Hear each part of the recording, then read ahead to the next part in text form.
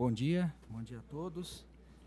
É com muita alegria que retomamos os trabalhos aqui do nosso primeiro congresso sobre ética, corrupção e gestão de empresas, realizado pela Associação dos Juízes Federais de São Paulo e Mato Grosso do Sul, a JuFesp, com o apoio da nossa Escola de Magistrados da Justiça Federal Terceira Região, também da Escola de Advocacia da Advocacia Geral da União, e também do Instituto Brasileiro de Ética Concorrencial, o Ético, Banco Itaú, Banco do Brasil e Caixa Econômica Federal.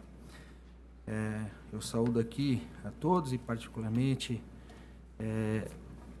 os colegas juízes federais, nas pessoas do Dr. Fernando Mendes, presidente da JuFesp, e também do Dr. José Carlos Francisco, que é o coordenador deste evento. Eu tenho a alegria de apresentar a vocês os expositores. Ao meu lado direito aqui, o Dr. Jean Paulo Pódio Ismânio, procurador de Justiça do Estado de São Paulo, bacharel em Direito pela Universidade de São Paulo, da gloriosa turma constituinte, 1986. É com muita felicidade que o recebemos aqui, Dr. Jean Paulo, e o Dr. Jean Paulo é meu colega de turma, então, um amigo de longa data. E muita alegria que nós éramos, naquela época, mais magros e com mais cabelo. Dr. Jean Paulo é mestre e doutor em Direito pela Pontifícia Universidade Católica de São Paulo, coordenador da pós-graduação Stricto Sensu da Universidade Presbiteriana Mackenzie e também professor do Instituto Damásio Educacional. É subprocurador-geral de Justiça institucional do Ministério Público do Estado de São Paulo e membro do órgão especial do Colégio de Procuradores. Anteriormente foi secretário do Conselho Superior do Ministério Público do Estado de São Paulo e também coordenador do Centro de Apoio às Promotorias de Justiças Criminais e do Grupo de Atuação Especial de Combate ao Crime Organizado, o GAECO. Ao meu lado esquerdo, o debatedor, Dr. Alex Couto de Brito, que é advogado criminalista, membro da Comissão de Direito Penal e da Comissão de Direito Penal Econômico da OAB de São Paulo, graduado em Direito pela Universidade Católica de Santos, tendo seu mestrado pela Pontifícia Universidade Católica de São Paulo, a PUC, e doutoramento em Direito Penal pela Universidade de São Paulo. O currículo do Dr. Alex Couto é bastante extenso e é com muita alegria que o recebemos também aqui no nosso evento, na nossa Escola de Magistrado. O tema de hoje: Teoria do domínio do fato e crimes empresariais, tema da máxima importância e que foi destacado muito, esse tema da teoria dos fatos, do domínio do fato, durante o julgamento, da AP 470, e houve ali grande discussão se o conceito da teoria do domínio do fato foi corretamente utilizado ou não. E sobre esse tema vai falar o Dr. Jean Paulo Pódio Ismânio e depois as considerações Dr. Alex. Então, sem mais delongas, eu passo a palavra ao nosso ilustre palestrante, Dr. Jean Paulo, com a palavra. Muito bom dia, muito obrigado. Para mim é uma alegria rever o desembargador, Nino todo, né? As lembranças não podem deixar de vir de tantos momentos que passamos ali na nossa turma, lá, formada em 86, a turma constituinte, né?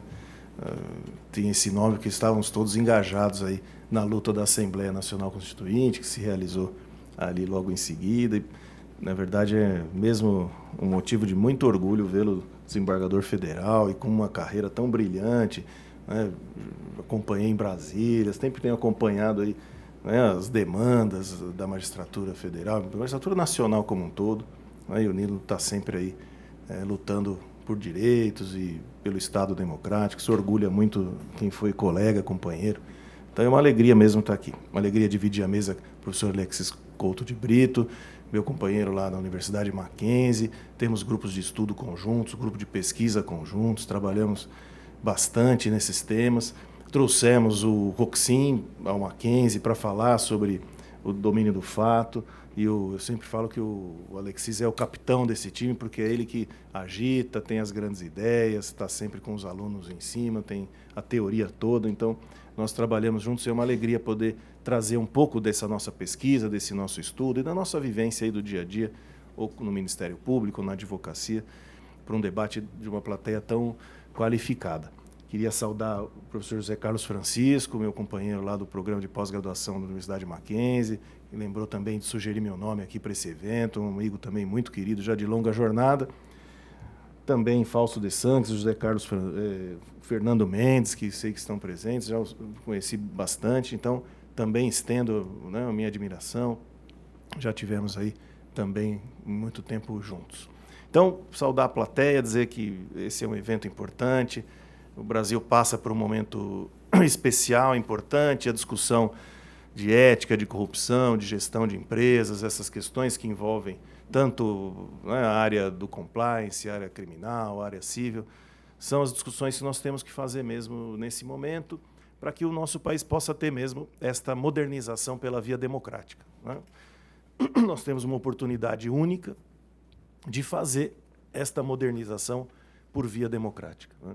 E isso é uma coisa que nós temos que prezar muito, lutar muito, porque em outros momentos da nossa história nós acabamos não conseguindo fazer a modernização pela via democrática e, portanto, não acho que devamos perder essa hipótese de realizar essa passagem a limpo aí de muitas estruturas através das instituições que são democráticas, da advocacia, do Ministério Público e da magistratura. Então, entrando no motivo e no tema de hoje, vamos falar, então, sobre a ideia do domínio do fato. E, para isso, eu optei por fazer um início olhando um pouco o conceito de autor historicamente, e ainda que rapidamente, para que a gente possa situar a discussão e depois avançar nas questões que são teóricas, e aí chegamos lá no ponto se essa é uma teoria que pode ser utilizada ou não para os crimes empresariais, como é o tema proposto para hoje. Nós temos basicamente dois conceitos de autor ao longo do tempo e da história. Um conceito extensivo, que vem do causalismo, né, que todos aqui conhecem, mas é bom que a gente possa revisitá-lo, né, com aquela ideia, né, de que toda condição é causa do resultado, né? Então, todo aquele que contribui para o resultado é considerado autor, aquela ideia da conditio sine qua non, né, que nós tínhamos, sobretudo no nosso Código Penal de 40. Né?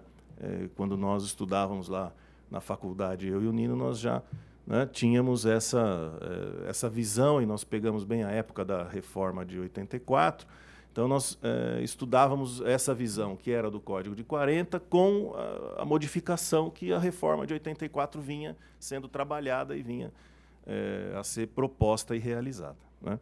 Então, essa ideia extensiva, por que ela chama extensiva? Só para, enfim, fixar a ideia principal. Porque o autor é todo aquele que contribui para o resultado. Então, essa distinção que nós fazemos hoje de participação, autoria imediata, ela era uma distinção que não era feita desta forma no Código de 40. Né? Autores eram todos, a distinção era feita lá na punibilidade, depois, na hora de marcar, né, qual era a sanção, dependendo de cada contribuição. Né? Com a reforma de 84, com essa discussão que, enfim, a teoria penal, sobretudo, realizou, nós passamos a adotar um critério restritivo, né, que vem do finalismo, didaticamente, né, evidente, outros autores antes do finalismo já falavam em conceitos restritivos, mas ele vem com essa ideia, né, que chega, sobretudo, na nossa reforma de 84, que tem influência do finalismo. Né? E por que restritivo? Porque aí nós passamos a entender que autor é aquele que realiza o tipo, ou seja, como a gente fala para os alunos, a gente tem que olhar o verbo, né? Porque é no verbo, no tipo, na realização do tipo que a gente vai encontrar o autor. Né? A partir disso, nós vamos ter as condutas acessórias, instigação, auxílio, induzimento. E essas condutas acessórias são, então, as condutas que a doutrina finalista, de uma maneira geral, né, chama como a participação. Né? Então, nós passamos a ser mais restritos na ideia do autor, e aí passamos, então, a entender que há uma conduta principal e uma conduta acessória em relação a cada tipo penal, isso como visão majoritária. Só que, com isso, surge o que vai desembocar na discussão de hoje que nós vamos fazer. Porque a partir dessa construção finalista, qual é a ideia? Que o problema não é mais de causa, mas é de ação. Esse é o ponto que a gente começa a nossa inflexão da reflexão de hoje. Né? Então nós abandonamos a ideia de que o importante é olhar a causa e o resultado e passamos a adotar a ideia de que o importante é olhar a ação. Então esta ação final, né, como os finalistas trabalhavam, né, a ideia de uma ação com a ideia finalista, né, é que passa a ser um ponto central para essa discussão que nós vamos realizar. Né? E aí a gente deve ao Weltzel, né, lá em 1939, que traz esta ideia, e não é o primeiro autor que fala em domínio do fato, né? Outros falaram antes dele. Mas ele é o primeiro autor que fala em domínio do fato dentro desta ideia da ação. Né? Ele traz esta ideia do domínio final do fato, é como ele diz, né? O domínio final do fato, né? O domínio finalista do fato dentro dessa ideia de ação e dentro dessa ideia de autoria.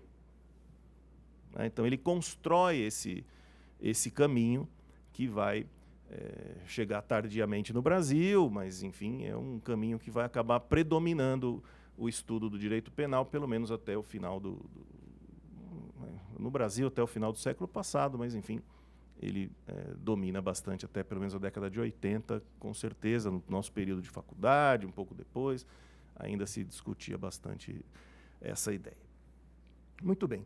Então, é importante observar que para o finalismo, então, para essa ideia do Weltzel, a ideia de autoria, de coautoria, de participação, essa ideia é uma ideia que ele constrói sobre esse domínio do fato, mas que ele chama de domínio final, é aquele que finalisticamente domina o fato. Muito bem. Aí,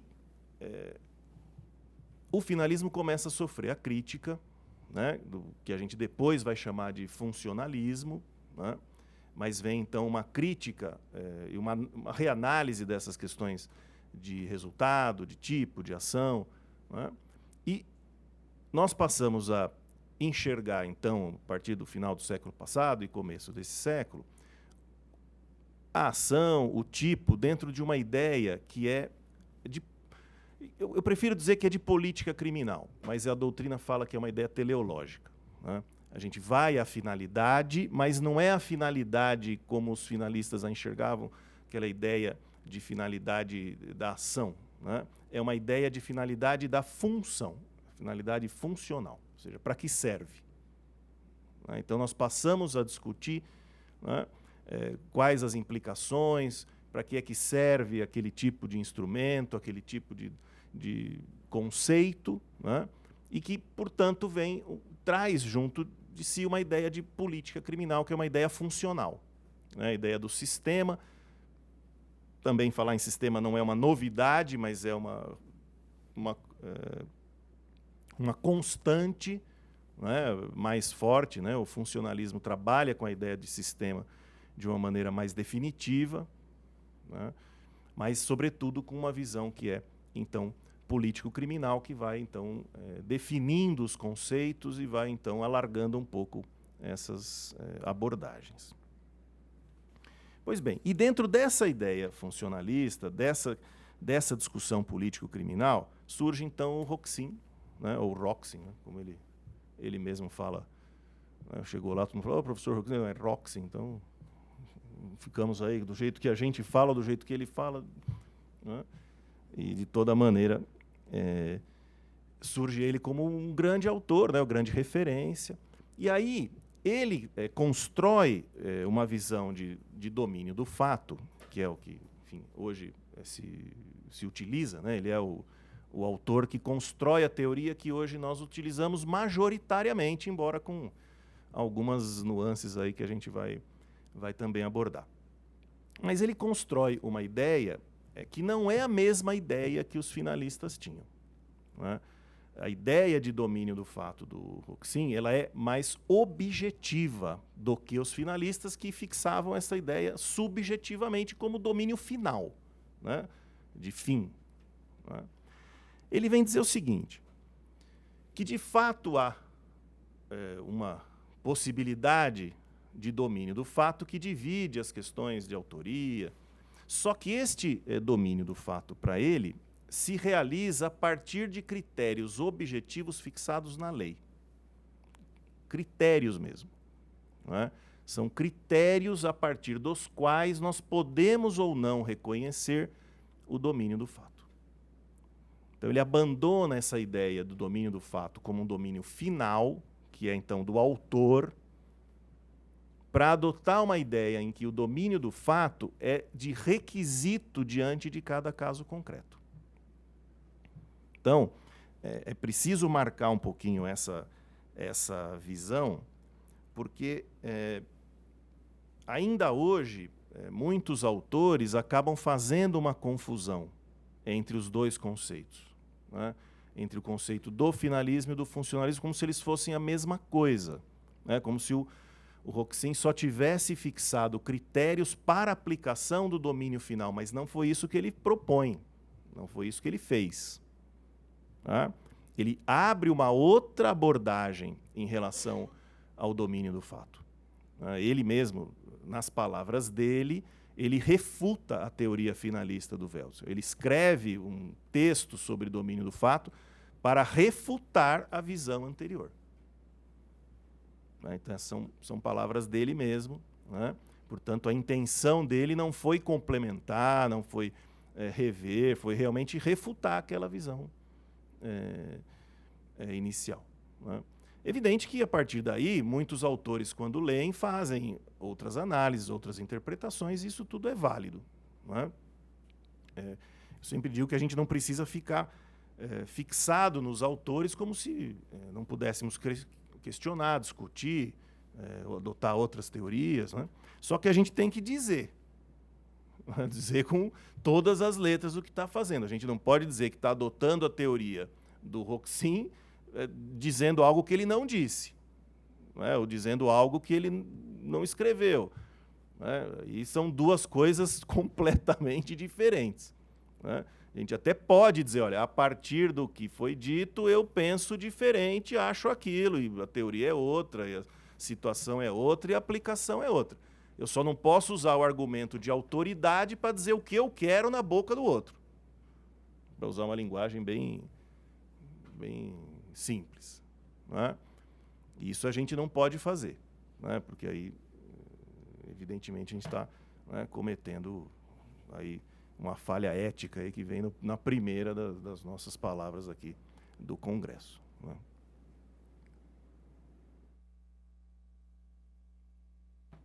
Então, o Roxin então traz essa ideia do domínio do fato como esse conceito aberto, com hipóteses e previsões legais. Né? E, portanto, ele divide em três formas essa ideia de domínio do fato possível. Primeiro, o domínio sobre a própria ação, que ele chama de autoria direta. Né? Então, é o autor que domina a própria ação que produz. Né? Homicídio, furto, roubo, seja lá qual for o crime praticado. Depois ele fala de um domínio funcional do fato, em que ele chama de coautoria. Não seria aí não o domínio final do Welser, mas o domínio funcional na visão dele. E o que ele chama de domínio funcional? Então ele fala lá, uma atuação coordenada, com divisão de tarefas, pelo menos mais de uma pessoa. Então ele pressupõe uma decisão conjunta de praticar o fato. E uma contribuição conjunta para esse fato. Então isso para ele, né, é coautoria. Então pressupõe planejamento conjunto, execução conjunta, né, e uma prática de contribuição essencial na execução. Então aí, este domínio funcional do fato para ele leva ao que ele chama, então, de coautoria. Tá? Aí, então, ele aborda o que se chama autoria, o que ele chama de autoria mediata, que é o domínio da vontade de um terceiro. É a terceira situação de domínio no fato. Então, retomando aí para quem tiver perdido aí. Então, primeiro, o domínio sobre a própria ação, a autoria direta. Depois, o domínio funcional do fato, que ele chama de coautoria, onde ele fala em planejamento conjunto, execução conjunta, contribuição essencial. E depois, em terceiro lugar, ele fala nesse domínio da vontade de um terceiro. E aí ele chama, então, de autoria mediata. Então, esse domínio da vontade de um terceiro significa que um indivíduo se serve de outro para executar o crime. Então, nós temos um intermediário, que é o executor daquele indivíduo que, então, domina a vontade do terceiro. Então, para que exista esse domínio da vontade de terceiro, ele traz os exemplos. Primeiro é a coação. Então, o terceiro pode ser coagido a agir, de forma que a vontade do terceiro, então, é desprezada, porque vale a vontade daquele que coage, aponta a arma, aquelas coisas todas. Ou então a indução em erro. Então, alguém que conhece, tem experiência e conhecimento, se aproveita de alguém que é inexperiente, que não conhece, para que ele, em erro, pratique algo que o verdadeiro autor, ou autor mediato, deseja. E aí vem exatamente o que nos interessa discutir, que é o domínio por meio de aparato organizado de poder. Esse é o ponto em que a gente, então, entra na discussão principal do nosso tema.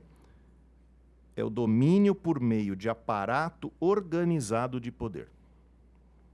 Então, é uma autoria mediata, é um domínio da vontade de terceiro, mas um domínio por que há uma organização de poder, um aparato, uma estrutura que faz com que, então, esses terceiros sejam utilizados pelo autor mediato.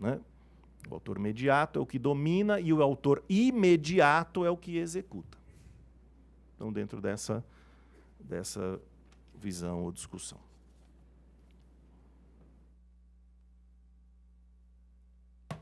Então, esse domínio por meio de aparato de poder, nas palavras do Roxin, aquele que, servindo-se de uma organização verticalmente estruturada e apartada, dissociada da ordem jurídica, que emite uma ordem, cujo comportamento é entregue a executores fungíveis, que funcionam como uma mera engrenagem de uma estrutura automática. Não se limita a instigar, mas é o verdadeiro autor mediato dos fatos realizados. Então, do que a gente está falando aqui? De uma organização estruturada verticalmente, ou seja, com estrutura hierárquica de poder, dissociada da ordem jurídica, portanto, uma organização ilícita, que emite, então, ordem, cujo comportamento é entregue a executores fungíveis, ou seja, tanto faz o executor, se não for aquele, outro vai executar do mesmo jeito, ou seja, pode trocar de executor, pode trocar de peça, que o resultado vai ser o mesmo, porque eles são apenas os instrumentos daquela execução, numa mera engrenagem de estrutura automática. Então, diz ele, isso não é mera instigação, mas aí sim é o verdadeiro autor, a verdadeira autoria desses fatos. Os historiadores nos dizem que, quando Roxin escreveu isso pela primeira vez, ele se referia ao nazismo. Ele estava estudando o tal do caso Eichmann, que era de assassinato em massa nos campos de concentração. Então, ele constrói essa ideia do domínio por meio de aparato de poder para analisar aquela máquina de assassinatos em massa que o nazismo criou. Então, ele cria essa teoria para esta análise. Isso conforme a análise histórica aí do que ele realizou. Bom, aí o que nós precisamos enxergar então aqui? Que existem requisitos para que a gente possa aplicar essa ideia do domínio do fato conforme a teoria do Roxin, conforme ele expõe e realiza a autoria dele. Primeiro, uma ordem oriunda de organização verticalmente estruturada, então, ou seja, precisa existir uma organização, precisa existir hierarquia. Segundo, precisa ser uma organização ilícita, ou seja, uma organização montada fora da lei para atos ilícitos. E, em terceiro, executores fungíveis, ou seja, peças, né, anonimato, automatização nessa execução. Tá? Então, dentro da visão que ele expõe, é que surgiu lá a expressão na Alemanha de autoria de escrivaninha. Né? O que é essa autoria de escrivaninha? É a autoria daquele que dá essa ordem, mas que tem o poder de dar essa ordem. Porque a organização da qual ele faz parte é hierárquica e verticalizada, ou seja, a ordem dele tem que ser cumprida. Né? É uma organização ilícita e quem vai cumprir é uma peça que vai estar lá, um intermediário que pode ser substituído ou trocado a qualquer momento. Então aí vem a ideia do autor da escrivaninha, né? Que é o verdadeiro autor daquele fato. Isso cai como uma luva em organização criminosa, não há dúvida. Né? O próprio Roxin, quando foi dar palestra para nós lá no Mackenzie, foi expresso em dizer isso, que, né, esta é uma teoria que se encaixa em organizações criminosas. Né? Mas não é uma teoria que se encaixe em crimes empresariais, que é outra coisa. Né? E eu estava pesquisando com mais profundidade para vir conversar com vocês sobre isso e me deparei com um texto do próprio Roxin traduzido, em que ele refuta a aplicação da teoria do domínio do fato para crimes empresariais. Ele diz que a teoria dele não se aplica a crimes empresariais. Palavras dele. Tá? O texto chama o domínio por organização como forma independente de autoria imediata. O domínio por organização como forma independente de autoria imediata, está traduzido numa revista eletrônica acadêmica de direito. Eu mesmo fiz um teste de Google lá, vocês vão achar. Não precisam se preocupar muito, se escreverem esse nome lá no Google, vai aparecer. Tá? Hoje em dia o Google resolve em muito a nossa vida de pesquisa. Né?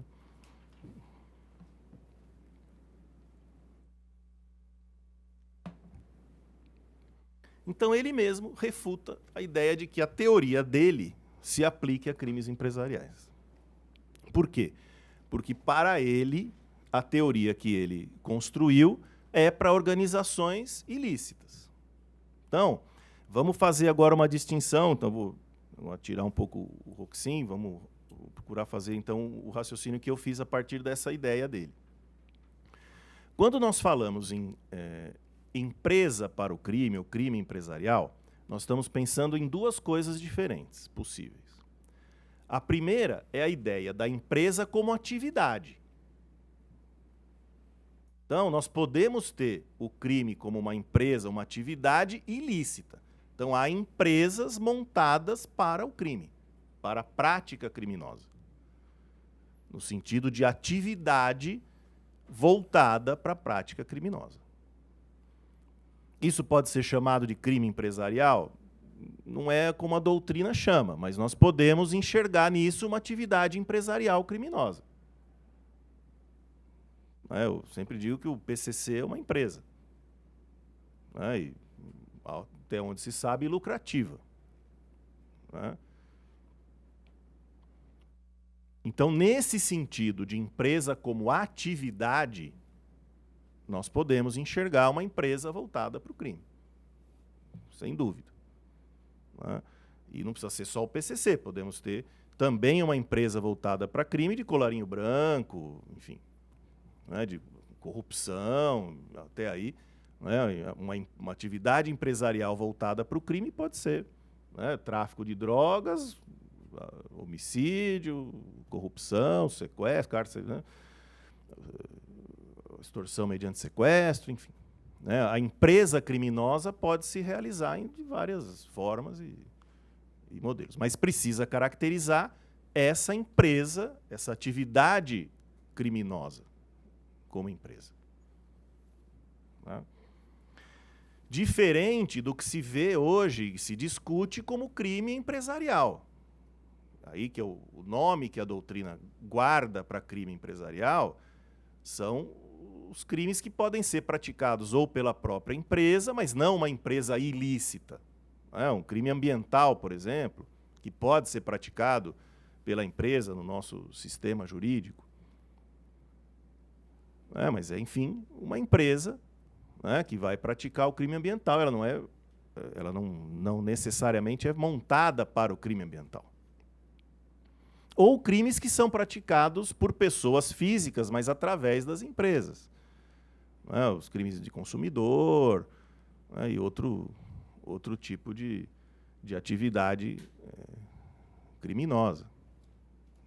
E pode ser a lavagem de dinheiro, enfim, esses crimes que a gente chama de crimes econômicos, né, que muitas vezes são praticados através das empresas. Então, nós podemos chamar de crime empresarial, na verdade, 3 coisas diferentes. Né, 2 com uma subdivisão aqui na segunda. A primeira é a empresa criminosa, montada para o crime, atividade criminosa montada, e dá para chamar isso de empresa como atividade.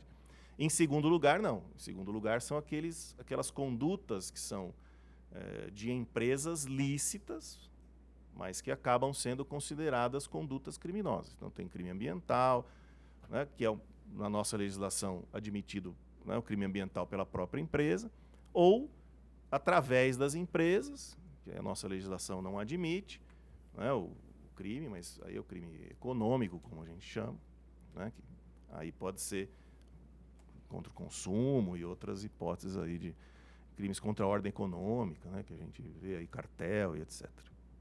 Tá? Bom, dessa forma, como é que nós, então, estruturamos a nossa fala? A teoria do domínio do fato, construída pelo finalismo, não se aplica a essa ideia de autoria mediata, porque o finalismo nem aceitava direito a autoria mediata. Essa ideia de um autor dominar outro autor, o Welser, por exemplo, não admitia. Outros autores não. Estou falando, né, como visão majoritária. Então, a teoria do domínio final da ação, na visão finalista, é daquele que realiza a ação, aquele que domina mesmo. Vai matar, vai fazer, ele tem o domínio da ação. Então, o finalismo enxergava de outro jeito. Então, o domínio do fato não se aplica. Na teoria do funcionalismo construída pelo Roxin, somente se aplica a essa empresa no sentido da empresa voltada para o crime. Não se aplica para a empresa que é lícita e acaba praticando atos que são considerados criminosos. E, sobretudo, uma última e importante distinção. Essa ideia do domínio do fato construída pelo Roxin não se confunde com a ideia de mandante. Não é isso. Por quê? Porque nem todo mandante tem essa estrutura hierarquizada, tem a atividade ilícita, tem o instrumento como peça que pode ser substituído. Então, não é a mesma coisa. Quando a gente fala de mandante, a gente está falando de coautoria. Participação, aquelas discussões todas que a gente faz. Mas não necessariamente no domínio do fato. Quem faz essa distinção, me parece muito bem construída, é o Zaffaroni e o Pierangeli. Eles fazem essa distinção. Quando eles falam sobre o domínio do fato, quando eles falam sobre as teorias existentes, eles fazem essa distinção. E eles então dizem, não, o mandante, né, eles chamam de, eu até anotei aqui, eles chamam de autor de determinação. É a palavra que o Zaffaroni e o Pierangeli usam. Autor de determinação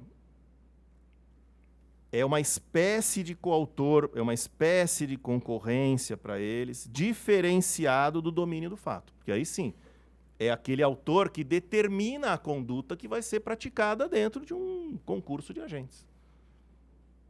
Não é necessariamente aquele que é do domínio do fato. Então, essa é uma distinção importante, e aí a gente pode olhar as decisões do Supremo, as decisões da jurisprudência, e poder fazer, assim, uma análise crítica, né? Não no sentido está certo, está errado, mas propor uma análise a respeito delas, né? Para que a gente não confunda o mandante de um crime com aquele que detém o domínio do fato, que são coisas diferentes. Pode estar junto? Pode. Nós podemos ter no domínio do fato a ideia daquele que vai mandar fazer. Mas não é a mesma coisa. Né? Nós temos mandantes de crimes os mais diversos, onde não se aplica a teoria do domínio do fato, pelo menos não se aplica na visão que foi construída pelo Roxin. Eu insisto, ninguém é obrigado a adotar a teoria do Roxin. Falar, não, eu prefiro outra ideia, eu tenho outro pensamento, eu acho que não é assim, eu tenho uma outra construção. Ótimo, não é porque ele é alemão que ele é exatamente aquilo que não tem falha, não tem erro, nem nada, embora os autores alemães sejam muito bons mesmo. A gente estuda por eles, mas nós temos todo o direito de ter aqui a nossa própria ideia e a nossa própria teoria. Mas tem que dizer. Né? Então, é uma outra construção. A gente faz, né? Diz que é assim, diz que é assado, e constrói, ou, se não for na doutrina, a própria decisão judicial, né? Sem dúvida nenhuma, pode construir, né? Uma visão a partir do caso concreto e da análise que se faz na sentença ou no acórdão. Né? Então, não é que não se possa usar a teoria do domínio do fato, só não pode usar nessa construção que foi feita e que, enfim, a gente está estudando, né? A gente pode fazer construções diferentes. Tá? Muito bem. Então, o que o próprio Roxin propõe para os crimes empresariais naquele mesmo texto que eu referi para vocês? Ele diz que não é adequado utilizar a teoria dele do domínio do fato. Ele propõe uma positivação de tipos baseados na figura jurídica de delito por violação de dever. Então, ele propõe para os crimes empresariais tipos penais específicos, né, que tenham como pressuposto a violação de dever. É o que ele diz. Ou seja, se quisermos tipificar condutas empresariais, então o façamos de uma forma específica, própria, uma tipificação penal, né, e ele propõe que, enfim, seja por violação de dever de agir, né, essa tipificação. Né, e ele, então, refuta a ideia da aplicação do domínio do fato. Tá? Bom, para concluir mesmo, porque aqui estou olhando meu tempo, já está aí no finzinho, os autores nacionais, eles têm mesmo uma mistura de posições, várias ideias diferentes, né? Não há problema algum nisso. Aqui no Brasil nós temos uma intensa discussão sobre essas questões de domínio do fato, e os autores acabam tendo visões diferentes, né? A minha preocupação aqui foi expor as visões de cada autor por si mesmo, né? Como o próprio autor enxerga aquilo que ele construiu, e deixar em aberto, evidentemente, a discussão sobre o que pode ser construído a partir da visão de dois autores, que são os autores que a doutrina acaba trazendo como os dois mais importantes, né? O autor do finalismo, o autor do funcionalismo, que criaram, pelo menos, né, assim que a doutrina reconhece, como os criadores dessas visões, aí, pelo menos na doutrina majoritária que eu pesquisei. É evidente que isso está sempre em aberto, a pesquisa é sempre importante, outras visões, outros pensamentos, mas é isso que eu tinha preparado aqui para iniciar esse debate aí com vocês, que eu espero que tenha sido bastante útil. Muito obrigado mais uma vez.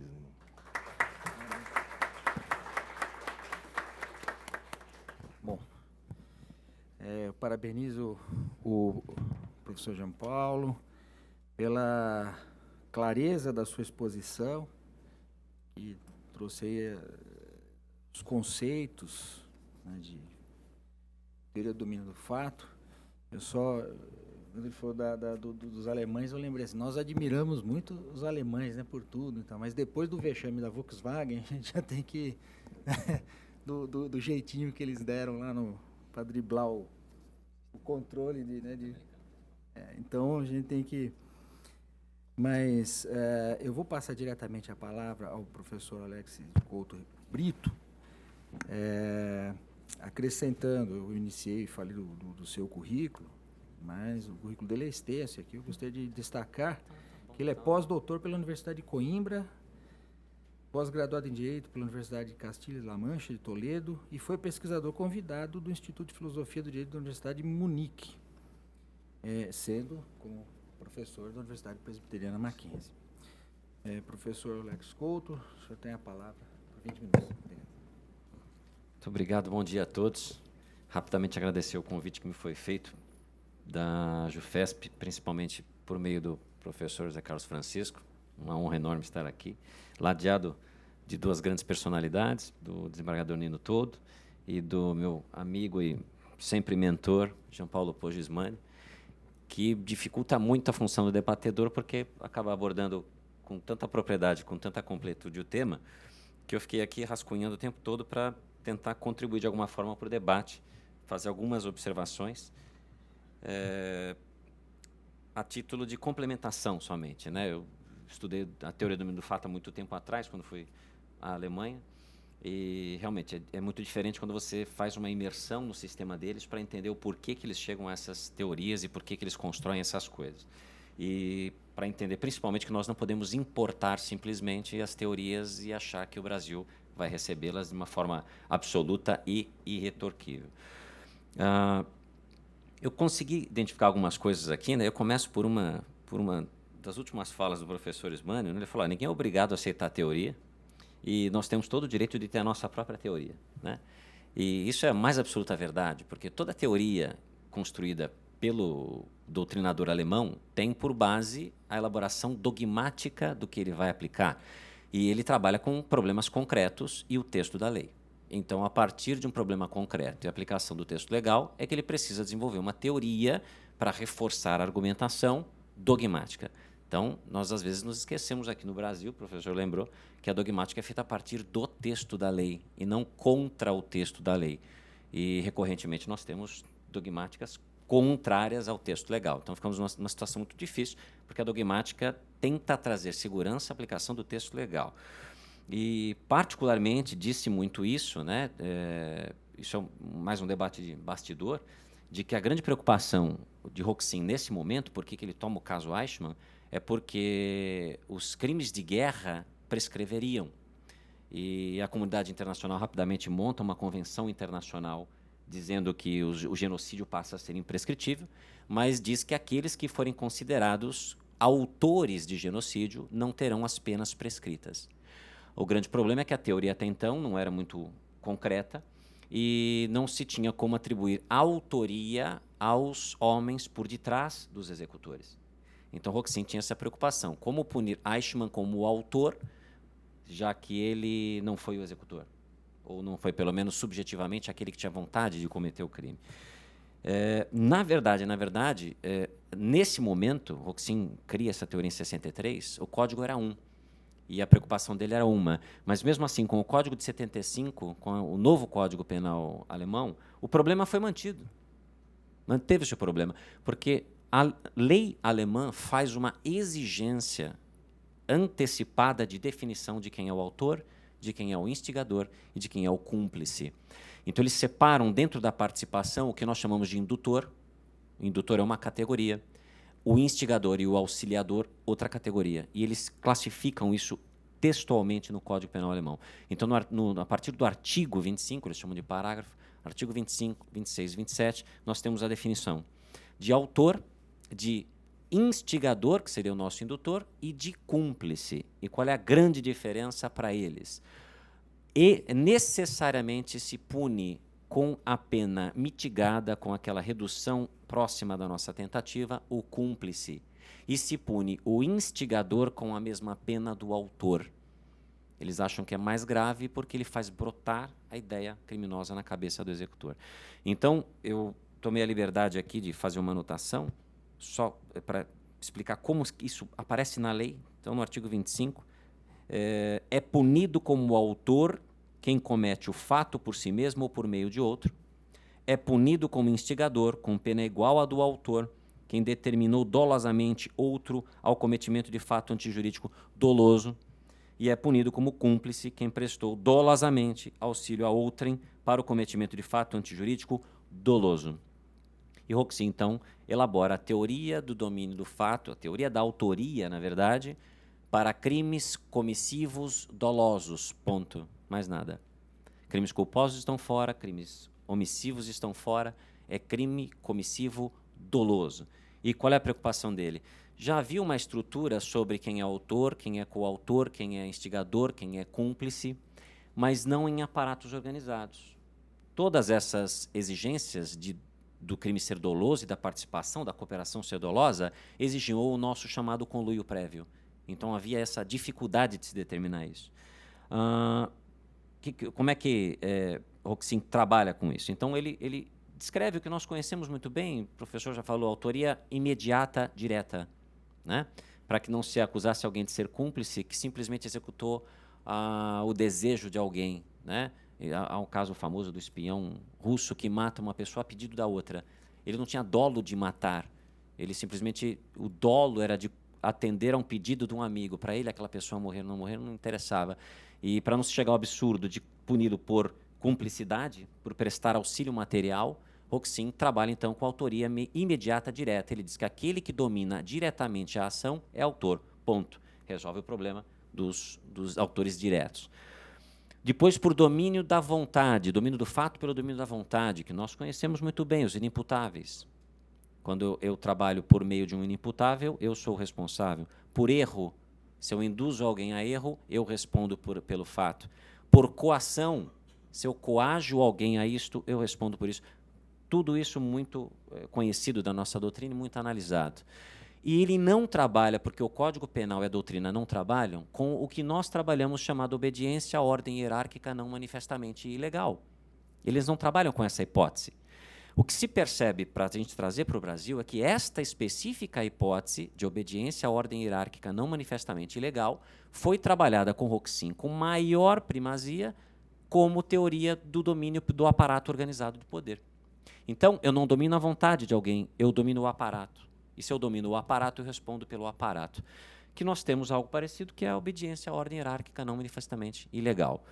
E por isso que, quando se fala que o domínio do fato só se aplica ao poder público, principalmente, é porque era essa específica necessidade. Nós não aplicamos obediência à ordem hierárquica não manifestamente ilegal em instituições privadas, em serviço privado. Por quê? Porque não tem essa característica de dominação do aparato todo pela simples existência do aparato. Para nós aqui, nós reconhecemos a legitimidade dos atos administrativos e da impossibilidade de questionamento ao superior que emite aquela ordem. Nós trabalhamos assim para dizer por que o funcionário tem que cumprir aquilo, o empregado cumpre, sem questionar o que acontece. Daí a construção dessa teoria do domínio do fato pelo domínio do aparato. Então, o que Roxin fala é você domina o aparato, então você domina a realização final do fato. E cria esses critérios que o professor Ismânio já apresentou. isto é pacífico no direito alemão, na jurisprudência alemã ou na doutrina alemã? Em hipótese alguma. Isso não é pacífico em ponto algum. Nós temos uma adoção majoritária, porque é uma situação interessante de você demonstrar o que é uma espécie de coautoria sem conluio prévio. Percebam, quando eu falo de coautoria, eu preciso de conluio, acordo prévio. Quando eu falo do mandante, eu tenho um acordo prévio. Quando eu falo de domínio da vontade alheia, eu não preciso do acordo prévio, porque eu não estou preocupado com o autor direto, eu estou preocupado com o autor por detrás, né? E tudo isso por um princípio alemão chamado princípio de autorresponsabilidade, que para nós é intuitivo. Cada um responde pelo que faz, né? No nosso artigo 29, infine, fala assim, uma forma torta, mas fala na medida da sua culpabilidade. Esse princípio de autorresponsabilidade, na Alemanha, não permite que uma pessoa responda pela outra, como nós fazemos aqui também no Brasil. Então, como fazer com que o autor de trás responda pelo que o autor da frente, que é autorresponsável, responda por aquilo? Então, ele cria essa teoria, afasta o domínio final para dizer a um domínio funcional, a um domínio do aparato em si. E aí eu não preciso demonstrar conluio. As pessoas nem se conhecem eventualmente. O chefe da organização, o chefe do governo, né, porque era especialmente a SS, não sabe nem quem é o funcionário que está na ponta. A SS tinha destacamentos em cada cidade alemã só para a guarda pessoal de Hitler quando comparecesse àquela cidade, ou seja, não sabia nem quem era o superior direto, o primeiro direto. Por que a doutrina, então, adota isso naquele momento como majoritário? Porque resolvia muito os dois problemas. Posso dizer que o chefe nazista é autor e não preciso demonstrar conluio. Com o passar do tempo, essa específica necessidade vai se deteriorando, nós não precisamos mais punir nazistas, e então há uma transferência. Roxin tem 7 ou 9 edições do livro dele, que é um sucesso editorial. Normalmente uma monografia não passa da primeira edição na Alemanha. Ele tem 7 ou 9 edições. A tradução para o espanhol não chega na 5ª, eu acredito. Então ele tem mais contribuições em alemão, e esse é o problema, às vezes a gente importa e não vai atrás do texto original. E ele transfere isso para organizações criminosas, por conta disso também, porque é muito parecido. O primeiro requisito de Roxin é afastamento do lícito, né? A atividade exercida é ilícita em si, e uma organização criminosa tem como matéria principal o ilícito em si. Então ele consegue fazer essa transferência. Qual o questionamento com relação às entidades privadas? Esse é o problema. Roxin não admite, em hipótese alguma, porque ele diz que para isso eu posso ter outras teorias, eu consigo resolver com outras teorias. E quem é o grande defensor na linha de Roxin é Schünemann, que é o discípulo direto, né? Hoje é quem ocupa a cátedra de Munique. Schünemann também não admite, também acha que você pode ter tipos de violação de dever ou teorias ligadas à violação de dever, mas nós temos pessoas importantes que não aceitam a teoria do domínio do fato na sua completude. Então, nós temos, também na linha funcional de Bonn, Jacobs e seus discípulos, eles não admitem isso. Em outras linhas, nós temos críticas interessantes, uma monografia específica de Murmann, que é muito falada e muito debatida, Haru Otto, que é um professor muito importante, muito próximo a nós, Kai Ambus, que fala português e escreve em espanhol, e o mais ferrenho crítico, que é Herzberg, que não aceita domínio do fato, ele não aceita simplesmente, e ele apresenta críticas muito severas. Há uma interligação importante que a gente não faz, que é sobre a tentativa. Então, não se admite na Alemanha a tentativa da cumplicidade, e nem tentativa de instigação, esse instigador, de crimes pequenos. Então, a depender da teoria da tentativa que você adota, você não consegue encaixar a teoria do domínio do fato também, porque a tentativa envolve a tentativa dolosa. Então, são pontos muito específicos e importantes que não chegam para nós. O poder semântico da expressão domínio do fato é muito grande. É um poder, ela praticamente sobrevive sem conteúdo, sem critério de Roxin. Quando a gente fala quem é o autor, é aquele que domina o fato, intuitivamente a gente fala, esse é autor, esse domina o fato, ele é autor. Então, o poder semântico é muito forte, e o que a gente fez foi trazer esse poder semântico para cá. A maior crítica, justamente, que se faz aos critérios é o de afastamento do ilícito. É o primeiro dos critérios. Grande parte da doutrina diz que isso não é o que caracteriza o domínio do fato. E, por isso, há uma decisão do BGH, que é o Tribunal Supremo Alemão, aplicando a teoria do domínio do fato, sem esta circunstância, mas com base na doutrina que a rechaça, para entidades privadas, para punir o mandante, o dono, o presidente de uma entidade privada, num caso específico de criminalidade. Por que grande parte da doutrina rechaça essa possibilidade que Herzberg aceita? Justamente por conta desta falta de domínio do aparato. Quando a gente fala do domínio do aparato, a gente tem essa configuração do serviço público e fica fácil quando a gente faz um paralelo com a obediência à ordem hierárquica, coisa que não existe no serviço privado. Então, quando o sujeito faz isso no serviço privado, ele não faz isto em conjunto com o aparato, mas ele faz contra o aparato, porque o aparato é lícito. Então, ele está se colocando contrariamente ao aparato. E por isso eu não posso falar de um domínio por organização do aparato e uma atividade fim em relação ao aparato. Essa foi uma única decisão do Beguerrat, e um dos poucos autores que defendem isso é Herzberg. E o que nós, no Brasil, tentamos fazer, né, de uma forma, às vezes, muito desavisada? Trazer, então, essa teoria para cá. Nem essa decisão do Beguerrat eu não costumo ver por aqui, né? Trazer simplesmente para tentar justificar uma punição. Em que sentido? Vou me fazer mais claro. Pelo domínio do fato, o que Roxin fala é: eu já sei que aquela pessoa que colabora para o delito tem que ser punida. Isso já está resolvido. Eu já tenho provas de que aquela pessoa concorreu para o crime. Isso já está resolvido. A minha preocupação é saber se eu vou puni-la como autora, ou como instigadora, ou como partícipe. Porque se for partícipe, necessariamente, no direito alemão, eu tenho que reduzir a pena. Quando a gente traz para o nosso direito penal, para o nosso artigo 29, nós temos uma teoria calcada ainda num causalismo. Todos que concorrem para o crime incidem nas penas a ele cominadas. Um conceito unitário de autor. E uma redução de pena que não é obrigatória, né? O juiz poderá reduzir a pena numa participação de menor importância. Então, nós não temos tanto problema como tem Roxin, porque a própria redução de pena é diminuta. Mas o que é mais importante, aí eu termino minhas breves considerações, é que não se usa a teoria do domínio do fato para dizer fulano será punido. Isso eu tenho que ter como uma análise prévia, eu tenho que analisar os autos e demonstrar que houve a concorrência fática, pelo menos, já que a concorrência subjetiva é sempre muito complicada, que houve a concorrência fática para aqueles resultados.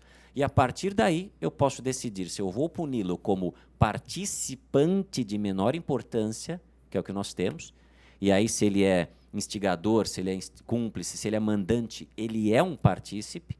Pode ser que ele tenha uma participação tão importante que não mereça redução de pena. Ou se eu vou puni-lo simplesmente como o autor. Por que isso é importante? Porque, pela nossa teoria aqui consagrada, pelo jeito que o nosso código apresenta, a nossa participação é sempre acessória. Esse é o problema. Por isso que nós podemos absorver a teoria do domínio do fato, e por domínio em aparatos de Roxin, porque se nós não identificamos um autor de um comportamento, pelo menos do injusto penal, nós não temos como punir o partícipe, porque a nossa legislação e a doutrina que se faz dela é de uma acessoriedade limitada, ou seja, não se pune participação sem que se identifique um autor. Então, se eu conseguir identificar aquele sujeito que eu já sei que deve ser punido como autor, aí eu posso punir todos os participantes que decorrem dessa constatação, que na verdade vai ser processual. Eu, em breves palavras, queria só fazer... Foi a única forma que eu consegui de abrir um debate, de colaborar com a explanação, que o professor Ismânio acabou abordando quase que tudo.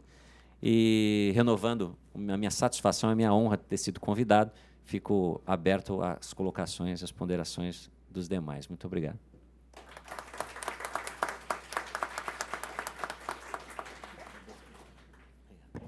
Muito bem. Também parabenizo aqui o professor Alex Couto Brito, até pelo desafio que ele teve aqui de em tão pouco tempo, sintetizar tão bem as ideias. E, professor Ismânio, gostaria de fazer alguma consideração? A gente já tem alguns minutinhos, eu só queria, como foi mencionado, até eu mencionei, que a teoria do domínio do fato ficou bastante discutida em função da AP 470. Então, eu gostaria de uma consideração dos dois assim, a respeito do uso ou do mau uso da teoria do domínio do fato naquele julgamento. Acho que isso é bastante interessante, até porque eu me recordo que o professor Roxin, quando veio ao Brasil, e foi mencionado pelo jornal Folha de São Paulo, e depois ele fez ficou bravo, né? Que não era bem assim, que as palavras dele haviam sido deturpadas. Então, porque se usou a teoria como uma justificativa, quer dizer, eu vou punir, mas preciso justificar a punição. Então... Foi exatamente o uso inverso, né? 1 minuto é fácil de identificar, porque o professor Ismani colocou os critérios. O que se fez lá foi exatamente isso. Eu quero puni-lo, então eu digo que ele domina o fato. E não, eu já sei que eu devo puni-lo por isto, agora quero decidir se é autor ou partícipe. Os 4 quesitos são poder de mando, afastamento do ilícito e fungibilidade. Aqui ele divide em 2, mas pode ser 3. A fungibilidade do autor direto e imediato. Poder de mando. Não se demonstra o poder de mando, ou seja, eu mando e você obedece, característico da SS ou de uma organização criminosa, aquele temor reverencial. Eu sei que a minha ordem será cumprida inevitavelmente. Você não pode atribuir só aquele esquema, né? Não vamos entrar em detalhes se é ou não é criminoso, foram condenados. Mas aquele esquema você não consegue definir que aquela pessoa, exatamente aquela específica pessoa que foi condenada com base nisso, tinha esse poder de mando, ou seja, eu vou dar a ordem e vai ser feito dessa forma. Mas ainda que fosse, a atividade fim pela qual se dava a ordem era lícita, era a votação. Então, em tese, havia toda uma corrupção, né, por trás para uma votação. A atividade fim era lícita em si, por isso que o Roxin ficou nervosíssimo, esse foi o pior, né, dos questionamentos. E, por fim, não havia fungibilidade, eu precisava de cada qual dos parlamentares para conseguir a maioria. Então, ele usa muito o exemplo do Fujimori no Peru, ele fala, olha, no caso Fujimori foi muito bem aplicado, e na Argentina também, nos responsáveis pelo desaparecimento forçado, ele fala lá, se utilizou porque a atividade era toda ilícita. No Brasil, se utilizou de forma invertida para se justificar uma certa punição, então aquilo não é domínio do fato, foi o que ele falou. E nos deixou bem claro, eu falei, eu vou ao Mackenzie, ninguém pode me perguntar da AP 470, eu não vou responder, vou levantar, e isso foi um tabu, a gente não pôde falar com ele, mas ele, no pensamento dele está certo, como o professor falou, se nós criarmos outra teoria, nós podemos chamar de outra coisa e punir, né? Teoria do domínio do fato, jabuticaba. É isso mesmo. Nós não pudemos perguntar para ele. A condição dele lá é que não se falasse da ação penal, né?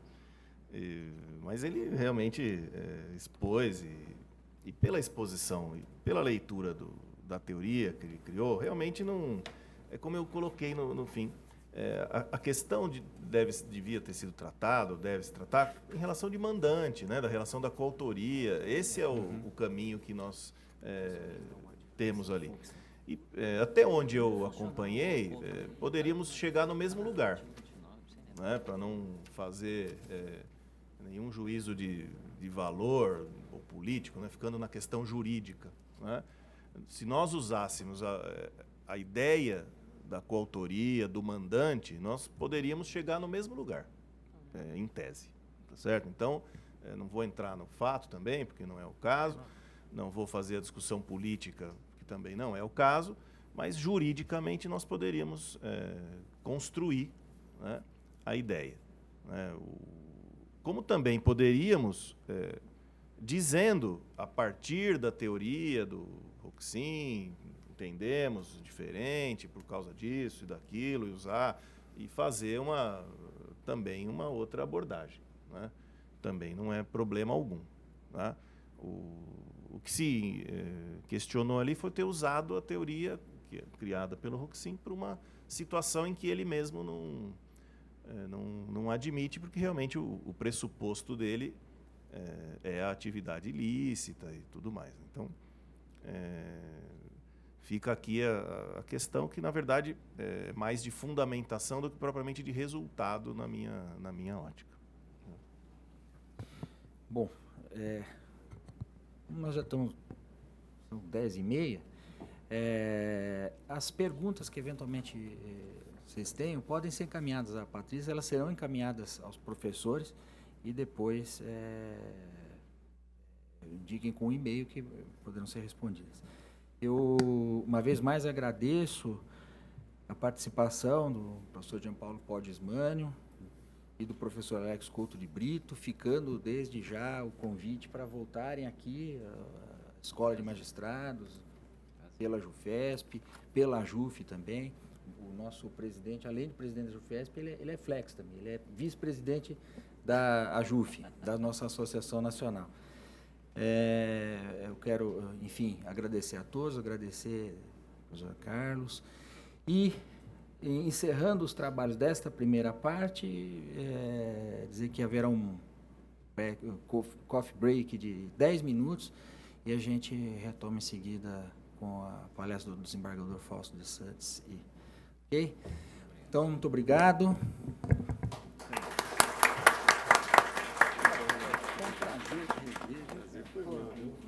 Olha, muito bom mesmo. Cara, não precisa que você não deixar nada para falar, pô.